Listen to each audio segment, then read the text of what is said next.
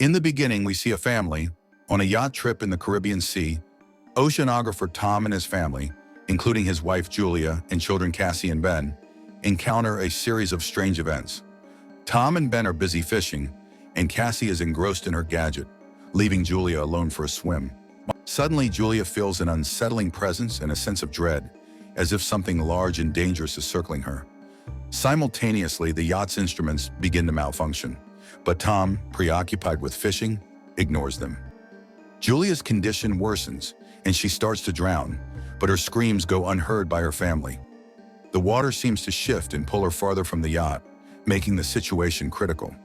Finally, Tom hears Julia's voice and rushes to the helm, leaving the yacht's fate uncertain. Julia Tom, with the children's assistance, dives into the water and is successfully pulled aboard and revived. Despite Tom's annoyance at swimmers not informing others before entering the water, Julia apologizes and the incident is forgotten as the family prepares to celebrate their son Ben's 13th birthday, with Tom lighting the candles on the cake. Amidst a joyous family gathering where Ben receives gifts and Cassie captures the moment with a group photo, an unexpected and intense storm disrupts the serene atmosphere. Cassie's boyfriend calls during the storm, but the connection abruptly cuts off, leaving her worried about his safety. As the storm intensifies, the family experiences jolts and rushes to the deck, witnessing a startling sight: massive whale carcasses surfacing around their yacht.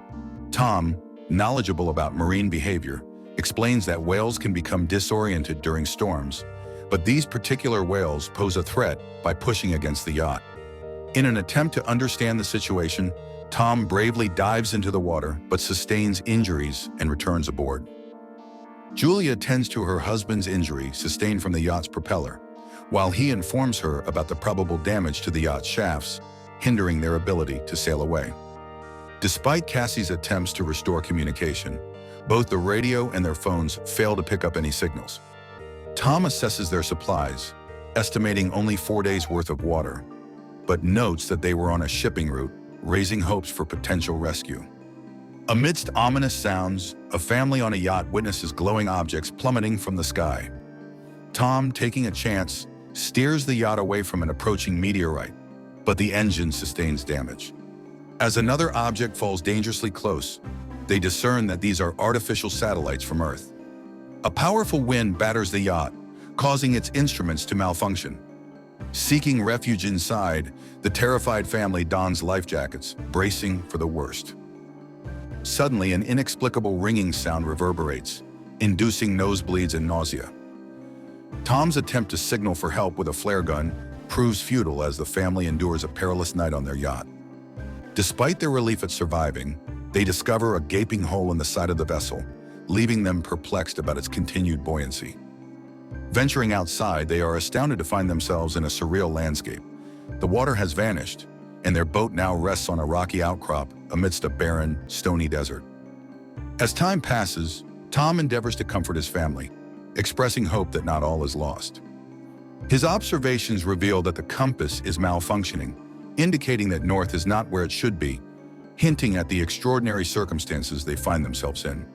The Earth's poles have shifted, causing the sea to retreat and revealing land that was once submerged. This catastrophic event has likely resulted in the extinction of humanity, leaving Cassie devastated and seeking solitude in the cabin. Meanwhile, Julia takes stock of their remaining supplies, and Ben releases colorful balloons into the sky as a signal of hope, hoping to attract any survivors. In the midst of the catastrophic flooding, Tom turns on the radio and miraculously receives a response from Nato, the captain of a small submersible. Nato reveals that they were deep underwater when the disaster struck, which is why they managed to survive. However, all communication systems have failed, and expecting help is futile. Nato calculates that the sea will return in about a week, and it will be harsh. He advises Tom and Julia to find higher ground and stay there. Julia promptly instructs the children to pack their belongings, while Tom directly asks the captain if he can save their children.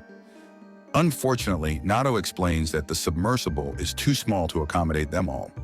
After Naruto's partner's unfortunate demise, Tom persuades Nao to bring both children on their journey, despite only being able to take one person.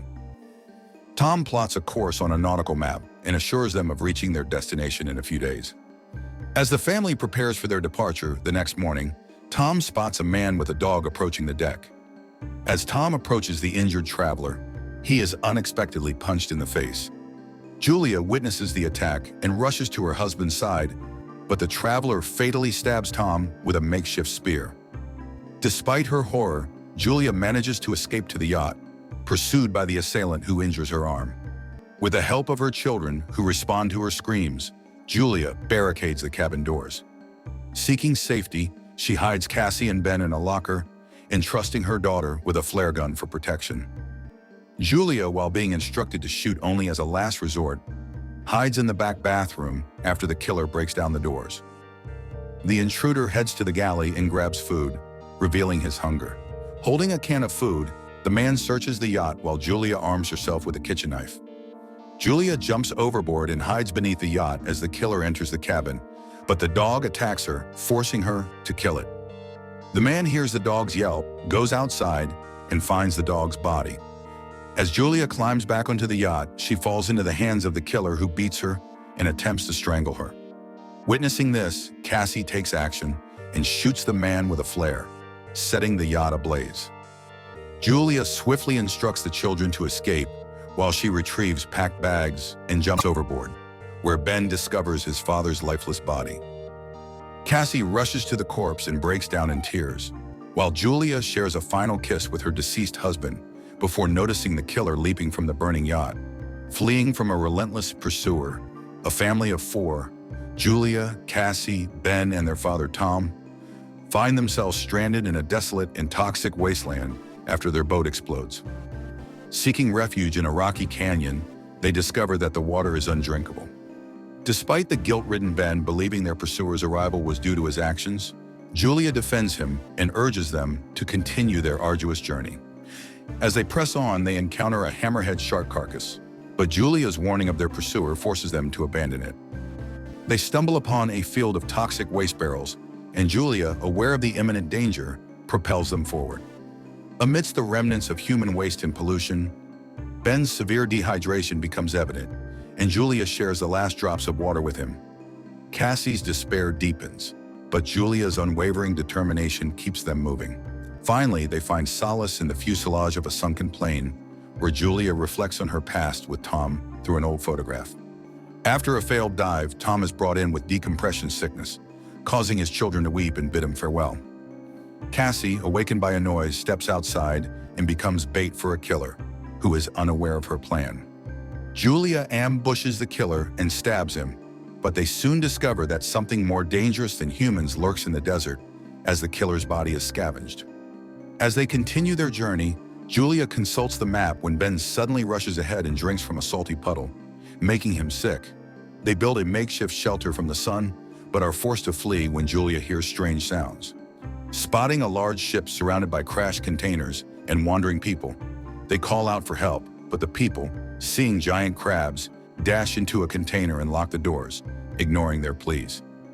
Despite being wounded in the leg by the crabs, Julia, Cassie, and Ben climb onto a container and watch as the crabs penetrate the doors, killing everyone inside. Julia ties a scarf around her leg to stop the bleeding and passes out, waking up alone and terrified the next morning. After being attacked by deep-sea arthropods, Julia, Ben, and Cassie find themselves in a dire situation.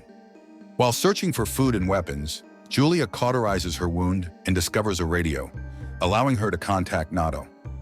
Nato informs them that the sea will return soon and urges them to find shelter. Despite being lost without a map, they spot a yellow submarine in the distance and begin their perilous journey towards it. However, they encounter a toxic, waste-contaminated canyon, causing Julia to become separated from the children. Cassie and Ben manage to reach the submarine, only to find Nato badly wounded and admitting his impending demise. Despite a great concept, the film failed to make an impact due to its numerous flaws. Cassie returns for her mother, who is fighting off the emerging crabs, and they barely make it to the submarine before the crabs overrun the boat and kill the mother.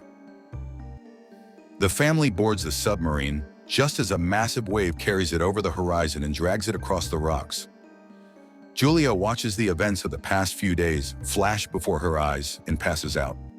When she awakens, she finds the submarine in a ruined city, carried there by the wave. Here is the end. Don't forget to subscribe to the channel for more.